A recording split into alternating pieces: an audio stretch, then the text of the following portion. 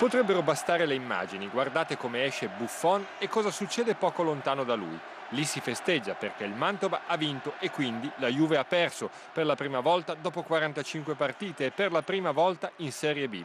Questo fa storia e for storia la sfiora soltanto il 16° infortunio muscolare della stagione, questa volta toccato a Gigi Buffon con un colpo della strega su un'uscita come ne ha fatte 1000 in carriera. Lui che 25 minuti prima era stato infilato da un autogol di Kovac, giusto per confermare che la stagione maledetta non è ancora finita. C'è ancora un lavoro di testa da fare alla base di questa Juve? Sì, certo che è la testa che comanda comunque, i giocatori sono tutti professionisti, non abbiamo scuse, anche se ci sono dei momenti di difficoltà, visto gli infortunati, tutto quello che si dice attorno, che sicuramente ha potuto disturbare la squadra, però ho visto giocatori del Mantova più convinti di noi in campo. Succede spesso che si imputi alla Juve una mancanza di approccio alla partita?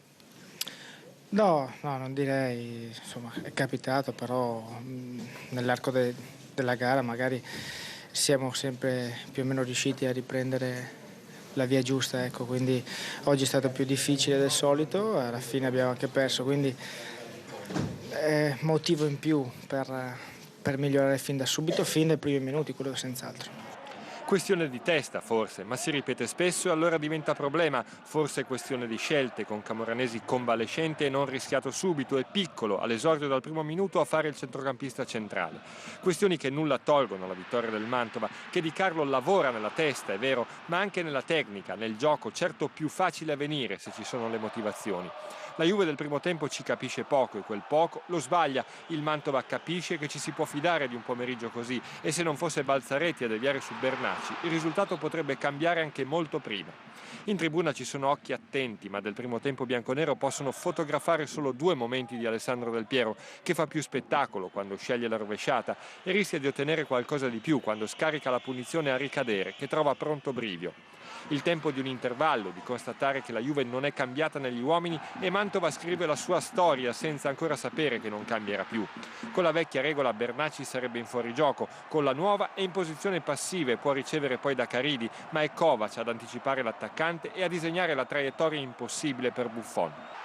Comunque è un dettaglio e la Juve finalmente rinforzata da Camoranesi prova ad azzerarlo mettendoci giusto un po' di corsa in più. Dal nulla spunta Trezeguet, ma c'è solo esterno della rete, ad onor del vero, dal nulla spunta anche Godeas ed è splendida traversa. Ci sta che il Mantova sia costretto al contropiede, ci sta anche che Doga si trovi proprio lì davanti, quando Trezeguet indovina l'angolo di testa, non ci sta che Buffon si faccia male così, anticipando Tarana in uscita. Gesti eloquenti, problema alla schiena che verrà valutato domani ma che difficilmente gli permetterà di esserci martedì contro il Cesena. Anche gli occhi attenti se ne vanno immaginando come andrà a finire, si perderanno l'ultima occasione di Del Piero a 10 secondi dalla fine del recupero. Piedi per terra perché guai a pensare di aver fatto chissà cosa, abbiamo 3 punti più in classifica, è cosa importantissima sì, però adesso abbiamo davanti a noi il Genoa che è un'altra grande squadra da affrontare.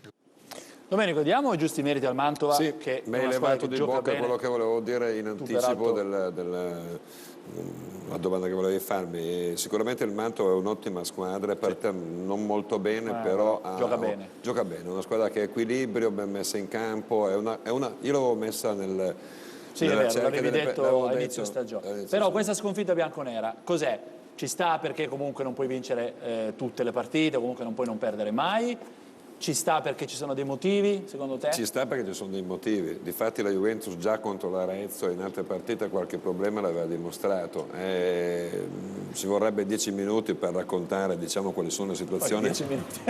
Me li dai? Non te li do, Grazie, ce li amiamo. No, lo so. Cioè nel senso che c'è non qualche problema, qualche piccolo inghippo nella squadra, perché sono dei giocatori che sono rimasti, volevano probabilmente andare via, ci sono dei giocatori giovani, ci sono gli infortunati, c'è il fatto che tutte le squadre contro la Juventus ci mettono quel 10% in più. Comunque questo campionato, io l'ho detto, è ancora tutto da vincere, bisogna sudarsi. Com'è la tua opinione, Riccardo? No. È vero che mancavano tanti giocatori nella Juve oggi, ma secondo te c'è un calo di concentrazione, un campionato che pensavano di aver già vinto? No, diciamo che c'è stato un inizio di campionato strepitoso da parte della Juventus che ha parte la prima Sì, partita, tu poi dici, piano piano, adesso un freno fisiologico. secondo me è proprio un calo fisiologico, normalissimo, poi la ripresa di un campionato dopo la sosta natalizia e così via.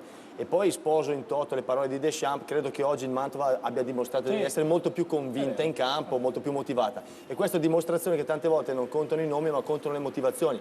Ci ricordiamo la prima uscita della Juventus con il Rimini. Con il Rimini, dove veramente le motivazioni forse non c'erano e lì, insomma, il Rimini aveva fatto la sua bella figura. Ecco, oggi sembra un po' lo specchio di quella Perché partita. però ci sono tante cose, piccole segnaline che mi preoccupano. Ti faccio un esempio. Una delle caratteristiche della Juventus, quando a grandi livelli, era la cattiveria agonistica. Non la vedo.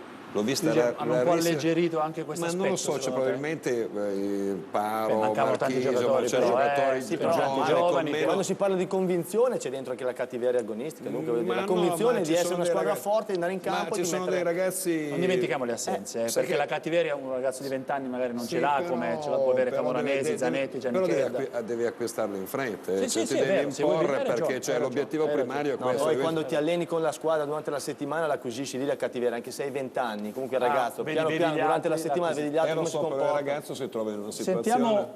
Sì, no, dimmi. Il ragazzo si trova in una situazione particolare perché sa che 2 o 3 giocatori, come ho detto prima, sono rimasti lì per un mugugno, sa che ci sono diverse altre problematiche, quindi si trova un attimino anche un pochettino sballottato, cioè non c'è un'unità ho di capito cosa vuol dire, proprio capito? il quadro complessivo. Sei comunque Con una questo- grande squadra. Sentiamo, senz'altro. Sentiamo da Maurizio Bistocchi, volevo sapere, Maurizio, com'è stata la direzione arbitrale, insomma, se ci sono episodi da evidenziare. Beh, adesso la vediamo, direi non impeccabile Giannoccaro, possiamo cominciare a vedere subito il primo tempo al 16° minuto, c'è questa azione di Caridi, entra in area di rigore, c'è l'intervento da dietro di Zebinà, intervento che non viene punito dall'arbitro, vedete che prima col braccio destro, poi gli finisce proprio dietro, addosso, e guarda... Maurizio è uguale a quello dell'Inter quasi, c'è tolto la parte inferiore del corpo ma la gomitata in alto, cioè l'appoggio in alto. Non guardare tanto il braccio, guarda la ginocchiata con la gamba destra proprio sulla gamba destra del giocatore del al Mantova. 10 ha rallentato anche un attimino la corsa. Certo, mica è scemo, certo che rallenta. Appunto, cosa devi fare? È certo che rallenta perché sei tu dietro che devi stare attento a non andargli addosso. Questo era calcio di rigore. Questo era calcio di rigore. Poi? Secondo tempo, al 7° minuto, il gol del Mantova.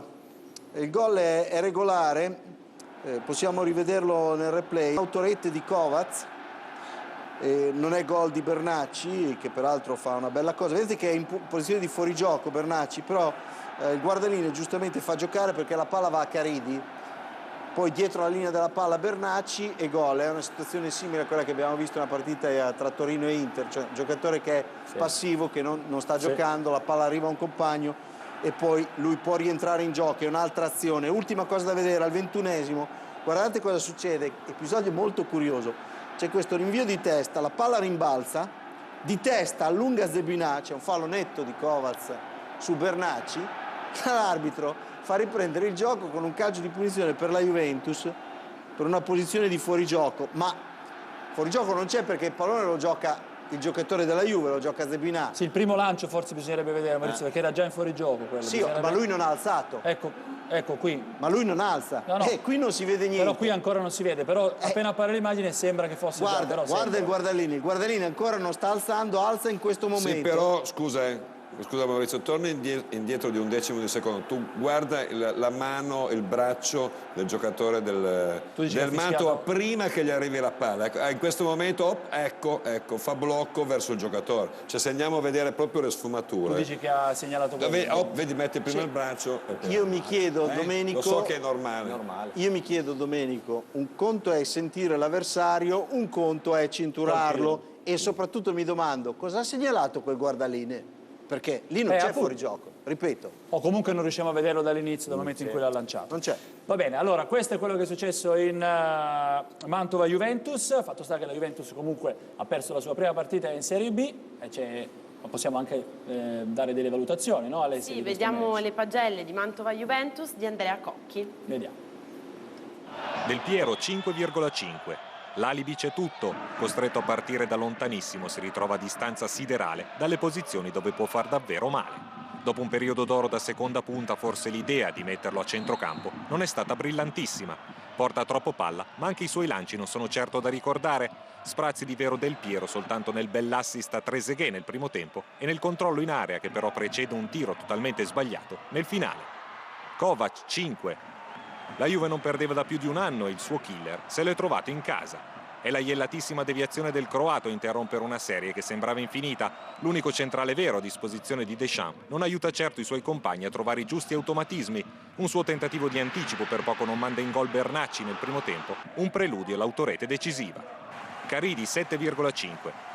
Prima di lamentarsi della mancanza di ali vere in Italia, forse sarebbe il caso di dare un'occhiata anche in Serie B.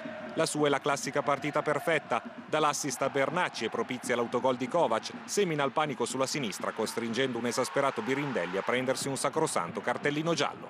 Non contento mette in mezzo dei cross al bacio e si inventa anche dei preziosi lanci in verticale. Difficile chiedergli di più. Camoranesi 6,5. Malinconico in panchina nel primo tempo, unico a salvarsi dei suoi quando viene mandato in campo nella ripresa. A volte esagera con un paio di tunnel e un tacco volante in area di rigore, ma il cross per la testa di Trezeguet è uno dei pochi palloni decenti recapitati al bomber francese. Godeas 6,5. Il nuovo arrivo per un bel pezzo di partita si fa apprezzare soprattutto per la generosità, vedi sponde per i compagni e massimo impegno nel recuperare palloni che sembravano persi. Quando poi però prende la traversa con una super acrobazia, si capisce che l'istinto del bomber c'è e come. Trezeguet 5. Di solito quando non si vede mai è perché sta per preparare una zampata delle sue. Questa volta il gol non arriva e non solo per demerito dei compagni. Le occasioni non mancano, ma anche il migliore istinto da goleador qualche volta può fare cilestro.